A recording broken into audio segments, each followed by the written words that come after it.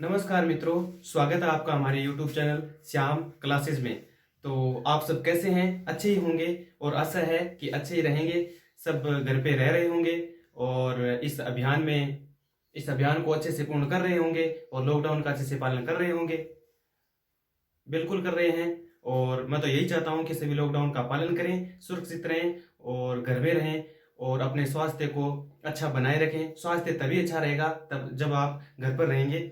तो हमने पिछले वीडियो में पढ़ा था एकाधिक पूर्वेण द्वारा गुणा, एक न्यून पूर्वेण द्वारा गुणा पढ़ा था और उदरवत्रिभ्याम द्वारा गुणा पढ़ लिया हमने, निखिलम द्वारा गुणा पढ़ लिया हमने और कुछ ऐसी संख्याएं थी जिनका वर्ग ज्ञात किया था निखिलम विधि से और कुछ संख्याओं का घन भी ज्ञात किया था। अब हम बढ़ते हैं प्रश्नावली की ओर और प्रश्नावली में कुछ सवाल दे रखे हैं, उन सवालों का अध्ययन हम करने वाले हैं। तो चलिए प्रश्नावली की ओर चलते हैं। प्रश्नावली के अंदर सबसे पहला जो प्रश्न है आपका वो दे रखा है सूत्र निखिलम द्वारा भाग कीजिए। तो आपको इसमें सूत्र निखिलम द्वारा भाग करना है। अब इस भाग को किस प्रकार से करना है, किस प्रकार से नहीं करना है, उस पर गौर करेंगे। आसान है, एकदम आसानी से समझ में आ जाएगा, कोई दिक्कत वाली बात है नहीं। तो सबसे पहले इस पे विचार करते हैं। तो पहला प्रश्न दे रखा है 1245 और इसमें भाग देना है हमें 97 का। 1245 में भाग कितने का देना है? 97 का भाग देना है। तो इसके लिए करना क्या होता है, सबसे पहले आपको बनाने हैं 3 स्तंभ इस प्रकार से। जैसे ये पहली लाइन खींच ली मैंने और ये मैंने दूसरी लाइन खींच ली और एक इस प्रकार से आपको खींचे। तो पहला, दूसरा और तीसरा 3 स्तंभ इस प्रकार से आपको बना लेने हैं। अब तीनों स्तंभों में किस प्रकार से संख्याओं को लिखना है, किस प्रकार से नहीं लिखना है, उस पर गौर करते हैं। तो इन तीनों स्तंभों में ध्यान दीजिएगा, आसान है एकदम ही। सबसे पहले इस संख्या को ऐसा वैसा यहाँ पर लिख देना है और इसको लिखने के बाद आपको देखना है कि ये किसके करीब है। इसके लिए आधार कितना कितना लेना पड़ेगा। तो 97 जो है 100 के करीब है तो आधार 100 लेंगे। तो हम यहाँ ले लेते हैं आधार और आधार मैंने ले लिया 100। अब ये 97 या तो कम है, देखो ऐसी संख्या मिलेगी आपको, जो भाजक होगा वो ऐसा होगा कि या तो उसमें 100 से कम होगा या फिर 100 से ज्यादा होगा। कितना ज्यादा है कितना कम है वही क्या कहलाता है, आपका विचलन कहलाता है। ये संख्या दे रखी है और आधार के अनुसार आधार में से इस संख्या को घटाने पर जो शेषफल बचेगा उसको आपको नीचे लिखना है। 100 में से मैं 97 को घटाता हूं तो बचेगा 3। लेकिन 3 को अब देखो आधार में 0 2 है तो यहाँ 3 अकेला नहीं आएगा, 0 भी इसके साथ आएगा। तो यहाँ पर 0 लिख देते हैं और 97 और 0 3 वापस ये देखिए 100 हो गए। अब क्या करना है, जितने आधार में 0 है उतने इस संख्या में से तीसरे स्तंभ में अंकों को लिखना है। तो 4 और 5 यानी 45। 45 कहाँ आएगा? यहाँ पर। और ये जो 12 है ये आ जाएगा बीच वाले स्तंभ में। अब आपको स्टार्ट कर देना। तो इतना काम तो देख, इस सवाल को देखकर आप आसानी से कर सकते हैं और इतना तो आना ही चाहिए सबको, क्योंकि आसान है, इतना तो कर ही सकते हैं। और इतना भी आप करते हैं तो इसके भी आपको नंबर मिलने वाले हैं। तो चलिए इसको स्टार्ट करते हैं। करना कैसे, सबसे पहले बीच वाले स्तंभ की बात करते हैं। तो इसमें सबसे पहले यहाँ पर 1 लिखा हुआ है, इस 1 को एज इट इज यहाँ ऐसा का ऐसा उतार देना है। इस 1 को क्या करोगे, यहाँ ऐसा कैसा उतार देंगे और इस 1 को गुणा करेंगे 0 3 से। किससे गुणा करना है? 0 3 से। तो आएगा 0 और 3। देखो वैसे तो 1 को 3 से गुणा करते हैं 3 ही आता है, लेकिन आप सोच रहे होंगे कि 0 3 क्यों लिखा। आधार में 0 2 है तो अंक भी 2 ही लिखने पड़ेंगे। तो यहाँ पर 0 3 लिख दिया। अब 2 के साथ 0 ऐड करेंगे तो 2 के साथ जैसे 0 ऐड करते हैं कितना आता है? 2 ही आता है। 2 को फिर से 0 3 से गुणा करते हैं तो यहाँ 0 का 0 और 3 2 कितना हो जाएगा? 6। अब इनको जोड़ देते हैं। 6 और 5 ये खाली जगह है, खाली जगह को इस प्रकार से रख देंगे। 6 और 5 11 का 1 हासिल 1 और 4 और 3 7 और 1 8। तो ये तो हो जाएगा आपका भागफल और ये हो जाएगा आपका शेषफल। चाहो तो आप इसे संकेत के रूप में भी लिख सकते हैं। यहाँ पर मैं संकेत लिख रहा हूं। तो संकेत में आधार लिया था हमने 100 और विचलन, जिसका विचलन चाहो तो विचलन लिख सकते हो। विचलन आया था हमारे पास 3 और भागफल जितना है उसको लिख देंगे। भागफल कितना है? 12 और शेषफल जो जितना है उसको शेषफल के बराबर में लिख देंगे। ये हो गया 81। और हमेशा ध्यान रखिए कि ये जो भाजक है, ये जो 97 है, इससे हमेशा ये शेषफल छोटा आना चाहिए। यदि बड़ा आ जाता है तो भाग और देना पड़ेगा। कोई और भी सवाल आएगा आगे तब उसमें मैं आपको बता दूंगा।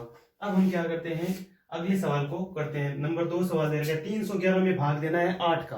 311 में किसका भाग देना है, 8 का। बस वही प्रक्रिया करनी है। इस प्रकार से 3 स्तंभ बनाने हैं। तो सबसे पहले मैं यहाँ लाइन खींच लेता हूँ, फिर यहाँ खींच लेता हूँ, और इस प्रकार से 3 स्तंभ हम बना लेंगे। वैसे परीक्षा में कर रहे हो तो जैसे परीक्षा में आ गया मान लीजिए, तो स्केल से कर लेना ये काम। अब क्या करना है, यहाँ पर इस संख्या जैसे देखो यहाँ पे 97 यहाँ पे लिख दिया था आपने, तो भाजक को हम पहले कहाँ लिखेंगे, यहाँ पर लिखने वाले हैं, यहाँ पर लिख देंगे। और अब सीधा ही पता चल रहा है कि 8 के लिए आधार कितना होगा, 10 होगा। अब 10 से या तो कम होगा या ज्यादा होगा। जैसे यहाँ पे 100 से या तो ये कम है या ज्यादा है, और यहाँ से हम विचलन ज्ञात कर सकते हैं। विचलन कैसे निकलता है, दी गई संख्या में से आधार या उपाधार को घटाने पर। लेकिन इसमें ऐसा नहीं करना है, इसमें आधार को देखकर इस संख्या को हटा देना है। तो ये 2 कम है तो यहाँ लिख देंगे 2, और जैसे इन दोनों को जोड़ते हैं तो ये कंप्लीट कितना हो जाता है, 10 हो जाता है। अब आधार में जितना 0 है उतने ही अंक तीसरे स्तंभ में, तो यहाँ पे 1 0 है, यहाँ 1 है, इसको लिख देंगे यहाँ पर, और बाकी बचे 2 अंक यानी 3 और 1 यहाँ पर लिख देना है। अब इसको हल कर लेना है वैसे ही जैसे इसमें किया था। सबसे पहले इस 3 को वैसा का वैसा लिख देना है। 3 को फिर 2 से गुणा करना है। 3 दूनी कितना होता है, 6, और 6 और 1 कितना हो गया, वापस 7 हो गया। फिर 7 को इससे गुणा करना है। 7 को जैसे इसे गुणा करेंगे तो यहाँ आएगा 14, और आपको ऐसे करना क्या है कि 14 को पूरा मानना है, एकदम पूरा एक ही संख्या है ये, ऐसा मान के चलना है कि ये एक ही संख्या है। तो अब 14 के साथ 1 को ऐड करो तो यहाँ आ गया 15। अब देखो इसमें क्या था, 81, इससे छोटा था, लेकिन यहाँ पे 15 देखो इससे क्या है, बड़ा है, तो एक बार भाग और करना पड़ेगा। करना कैसे है, ध्यान दीजिए। इस 15 के अंदर हम क्या करेंगे, ऐसे भाग देंगे, रफली कार्य कर लेंगे। ये 15 में भाग देंगे इस 8 का, 8 कम 8 तो भाग गया एक बार, और 15 में से 8 गया 7। इतना कार्य आपको अलग से करना पड़ेगा, रफ में कर सकते हैं। और जो आपके पास भागफल आता है वो तो जुड़ जाएगा भागफल के साथ, और जो शेषफल आता है जैसे 15 में से 8 गया वो लिख देना है आपको यहाँ पर शेषफल। इसको मिटा देंगे और 37 के साथ इसको ऐड कर देंगे, ये हो जाएगा 38। ये तो हो गया आपका भागफल। भागफल कितना है, 38, और शेषफल कितना आ गया, 7। आगे है आपके वर्ग ज्ञात कीजिए। आगे क्या आपके वर्ग ज्ञात करना है। वैसे तो वर्ग मैं बता चुका हूं पहले ही, 1 मिनट,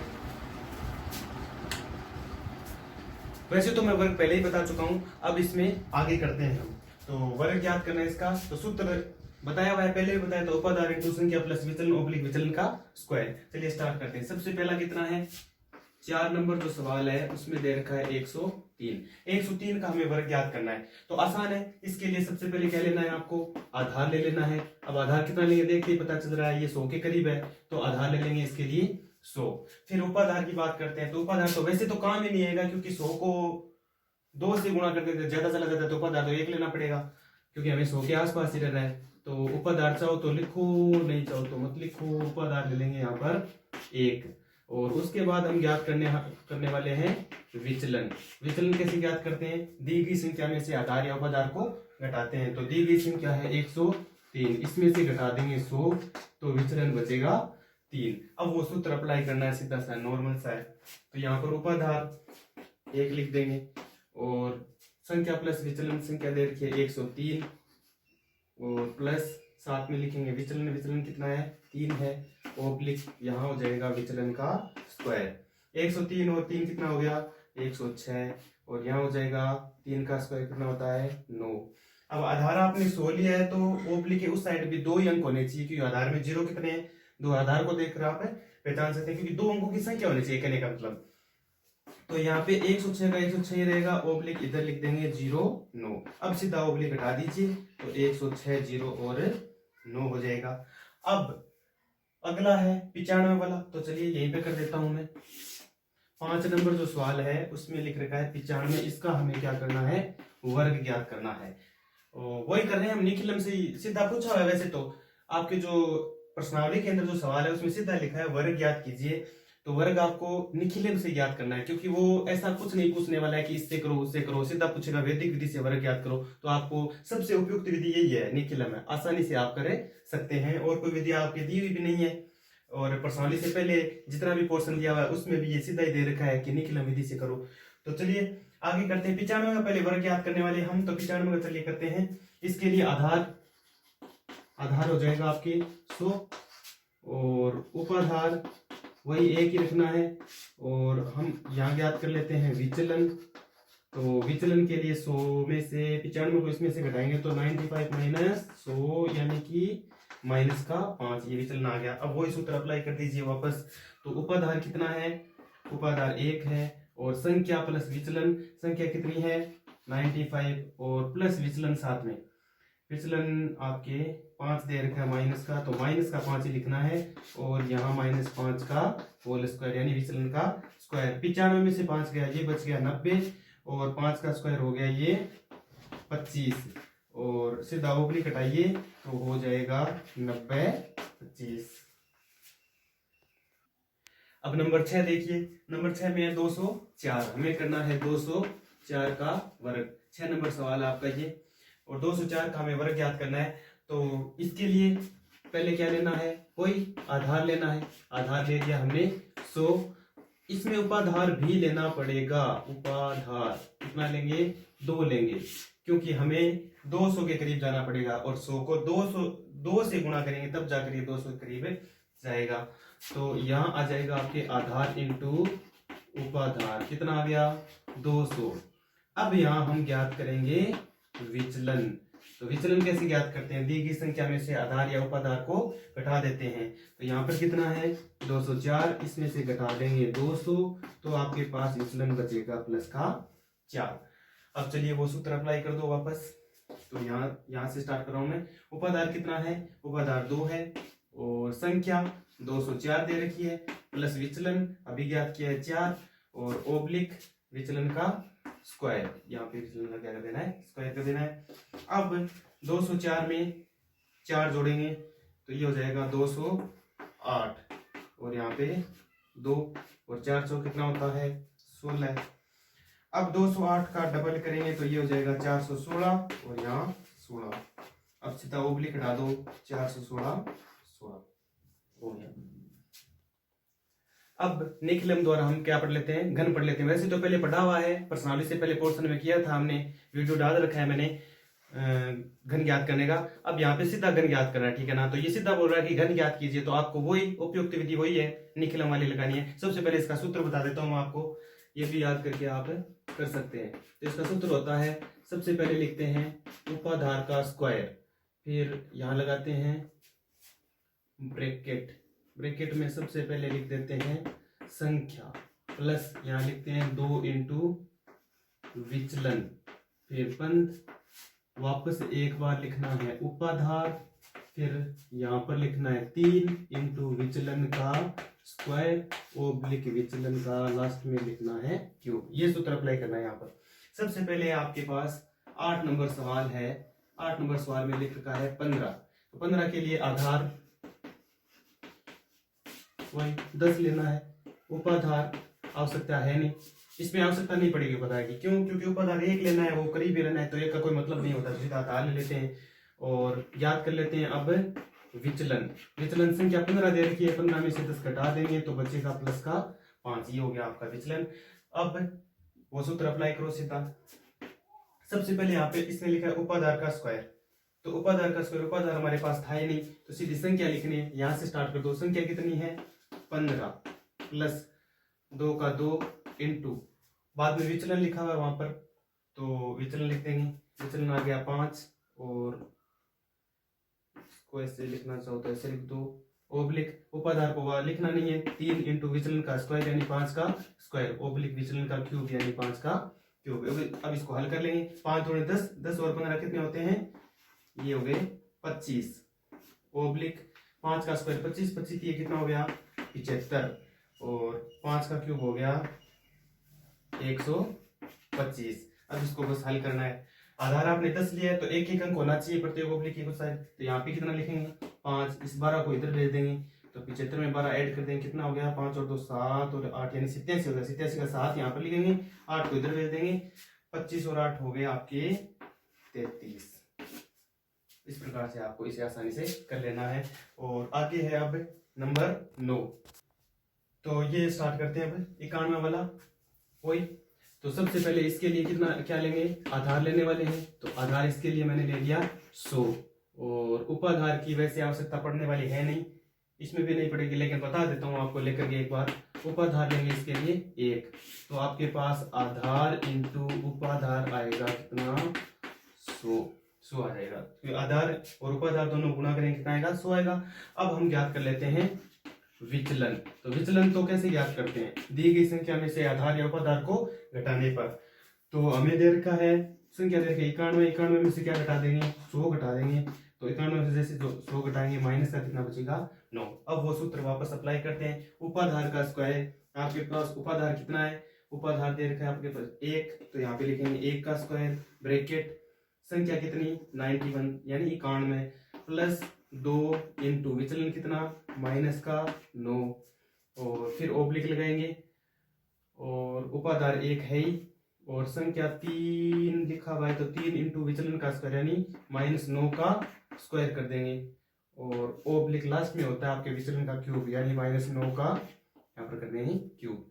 अब इसको हल करना है, तो इसका तो कोई मतलब नहीं है 1 का स्क्वायर, इसको 9 को 2 से गुणा करेंगे तो ये 91 और 91 9 दूनी कितना हो गया माइनस का 18, ये माइनस का क्योंकि माइनस का है, और 9 का स्क्वायर होता है आपके 81, 81 को 3 से गुणा करते हैं तो 243 होता है, और फिर ओब्लिक 9 का क्यूब करेंगे तो ये हो जाएगा 729, लेकिन किसका माइनस का, क्योंकि घात क्या है विषम है, विषम घात होती है तो माइनस का आने वाला वापस। अब इसको और हल करते हैं, 91 में से 18 घटाएंगे तो ये कितना बच गया आपके 73 ओब्लिक ये 243 और इधर ये माइनस का 729। अब यहाँ पे थोड़ा सा ध्यान देना पड़ेगा आपको, ये संख्या माइनस की है और हमें प्लस की चाहिए, ठीक है। तो इधर से हम क्या करेंगे अंक भेजेंगे, यदि हम 1 अंक भेजेंगे 100 के बराबर होगा, 2 भेजेंगे 200 के बराबर होगा, 3 भेजेंगे 300 के बराबर होगा, 4 भेजेंगे 400 के, ऐसे ही आप 8 भेजोगे तो 800 के बराबर हो जाएगा। तो हम 8 यहाँ से भेजने वाले हैं, जैसे 8 भेजेंगे तो 800 में से 729 घटाना पड़ेगा, जिससे आपके पास प्लस का डिजिट आ जाएगा। आपको प्लस का डिजिट चाहिए यहाँ पर, तो क्या करते हैं 73 का 73 ही रखेंगे और 243 में से 8 घटा तो बच गया 235 ओब्लिक इधर 8 को इधर भेज देंगे तो वो 8 किसके बराबर होगा 800 के बराबर होगा, 800 में से माइनस कर देंगे 729, तो आपके आ जाएगा ये 73 का 73 235 और 800 में से ये घटा देंगे तो 10 में से 9 गया कितना 1 और यहाँ पे बचा 8, 9 बच गया, 9 में से 2 गया 7 यानी 71 बच गया। अब इसको और हल करते हैं, यहाँ पे कर देता हूँ।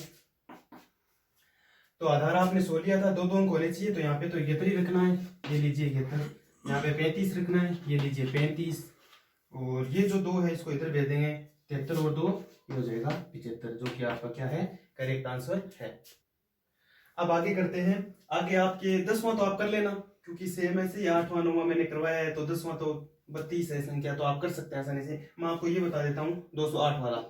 तो सबसे पहले इस 208 का हमें करना है क्यूब, तो इसके लिए सबसे पहले आधार लेंगे।